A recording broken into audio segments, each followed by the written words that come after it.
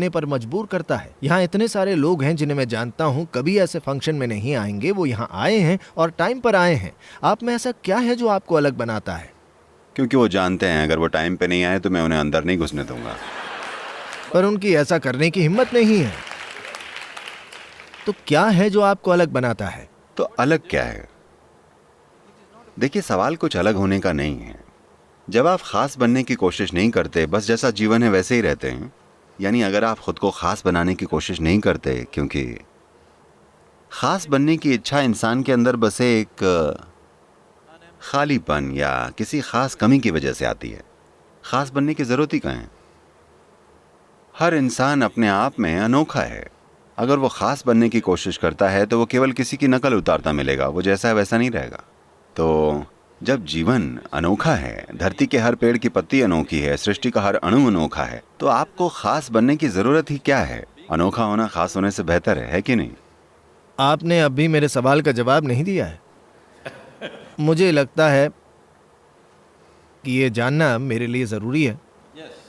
देखिए, अभी आप में अनोखी बात क्या है? देखिए, अस्तित्व की प्रकृति ही कुछ ऐसी है। आपके आसपास होने वाली हर चीज की प्रकृति ही कुछ ऐसी है। अगर आप मिट्टी को खाने में बदल दें तो हम इसे खेती कहते हैं। उसी मिट्टी को क्या आप खा सकते हैं? क्या आप मिट्टी को प्लेट में लेकर खा सकते हैं? नहीं। लेकिन अगर आप रुकें, आप उसमें बीज बोएं और रुकें, तो वही मिट्टी भोजन बन जाती है और हम उसे कितने आदर के साथ खाते हैं। लेकिन ये तो कुछ और था, पर जब आप इसे खाते हैं तो ये हड्डी और मांस बन जाता है, या आप बन जाते हैं, और वो आपके और बाकी लोगों के लिए कितना कीमती है। तो जीवन इसी तरह चलता है। जो गंदगी थी वो फूल बन जाएगी, सिर्फ अगर आप उसे सही दिशा में पनपने दें। ये फूल, इसकी सुंदरता और खुशबू गंदगी से आती है। आप इसकी जड़ में जितनी ज्यादा गंदगी डालेंगे, फूल उतना ही ज्यादा बढ़िया खिलेगा। तो सवाल अलग होने के बारे में नहीं है, न ही कुछ खास होने के बारे में है। सवाल सिर्फ इतना है कि क्या आप खुद को खिलने देंगे या आप बस खुद को गंदगी में लोट लगाते रहने देंगे। मुझे भारतीय होने पर बहुत गर्व महसूस होता है और मुझे यकीन है बहुत से लोगों को होता होगा, पर भ्रष्टाचार मुझे परेशान करता है और मुझे यकीन है आपने भी इस पर बात की होगी। आपको लगता है आध्यात्मिकता भ्रष्टाचार से छुटकारा दिलाने में कुछ हद तक मदद कर सकती है? चलिए इस भ्रष्टाचार को सही नजरिए से समझते हैं, बजाय इसके कि आप उन मुट्ठी भर लोगों के खिलाफ प्रतिक्रिया करें जो फायदेमंद स्थिति में हैं। ठीक है? मैं चाहता हूं कि आप इसे समझें, क्योंकि स्वतंत्र भारत के इतिहास में यह पहली बार है,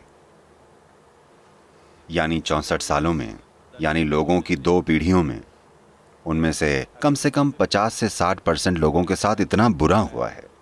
आज आप और मैं यहाँ पर बात करेंगे और घर जाकर अच्छे से खाएंगे। हमारे यहाँ इतने सारे लोग हैं, लगभग 40 करोड़ लोग, जो ऐसा नहीं कर सकते। तो अगर हम अगले 5 से 10 सालों को ठीक से संभाल लें, हम इसको बदल सकते हैं। ये एक बहुत बड़ी संभावना है जो हमारे सामने खड़ी है। एक आर्थिक संभावना है जो उस मोड़ पर बैठी है, जहां अगर हमने सही चीजें की तो हम उनकी जिंदगियां बदल सकते हैं। वो लोग जो ठीक से पेट नहीं भर पाते, वो बच्चे जो बहुत कुपोषित हैं, यानी कुपोषण के सबसे ऊंचे स्तर पर हैं, जो पढ़े लिखे नहीं हैं, जिन्हें वो मौका नहीं मिलता, वो जो सामाजिक और आर्थिक हालातों की गर्त में हैं, उनकी जिंदगियां अगले 5 सालों में बदल सकती हैं अगर हम सही काम कर लें। हर भारतीय को यह समझना चाहिए, ये सिर्फ अर्थव्यवस्था यानी स्टॉक मार्केट की बात नहीं है। ये उन भूखे लोगों के बारे में है जिनको खाना मिल पाएगा। अर्थव्यवस्था का मतलब स्टॉक मार्केट नहीं होता। अर्थव्यवस्था का मतलब विदेशी कारों का भारत में आना नहीं है। अर्थव्यवस्था का मतलब ये नहीं है कि आपके पास पहनने को बेहतर कपड़े हैं। इसका मतलब ये सब नहीं होता। अर्थव्यवस्था को बेहतर बनाने का मतलब है कि देश में कोई बच्चा भूखा नहीं होगा, जो कि एक ऐसी चीज है जिसके लिए हम सबको कुछ ना कुछ करना पड़ेगा। और ये संभावना खतरे में है। मैं जहां भी जाता हूं, मैं दुनिया के जितने भी आर्थिक और राजनीतिक नेताओं से मिलता हूं, सबके सब यही कहते हैं, हमें भारत आना है, भारत एक बहुत बड़ी संभावना है। लेकिन भ्रष्टाचार वाली शर्मिंदगी, इसको हम नहीं झेल सकते। क्योंकि बात सिर्फ पैसों की नहीं है। वो थोड़ा सा परसेंटेज देकर काम करवाने के लिए तैयार हैं, पर उनको रोजाना जिस शर्मिंदगी का सामना करवाया जाता है, जिसके हम आदी हो चुके हैं, वो उससे गुजरने के लिए तैयार नहीं है। वो कहते हैं हम वहां बिजनेस नहीं कर पाएंगे, वो चलेगा, पर हमें वहां आकर उस झंझट में नहीं पड़ना। तो इस संभावना को मुट्ठी भर लोगों के द्वारा खतरे में डाला जा रहा है, या मुट्ठी भर कहना गलत होगा, ये पूरा का पूरा देश भ्रष्ट लोगों से भरा पड़ा है। क्योंकि मुंबई की सड़कों पर कितने ऐसे लोग हैं जो अगर पुलिस वाले ना हो तो रेड लाइट पर रुकेंगे? मेरे ख्याल से केवल 10% लोग रुकेंगे। तो ये 90% लोग भ्रष्ट हैं। अगर आप इन्हें मुख्यमंत्री या प्रधानमंत्री बनाएंगे तो आपको पता है वो क्या करेंगे।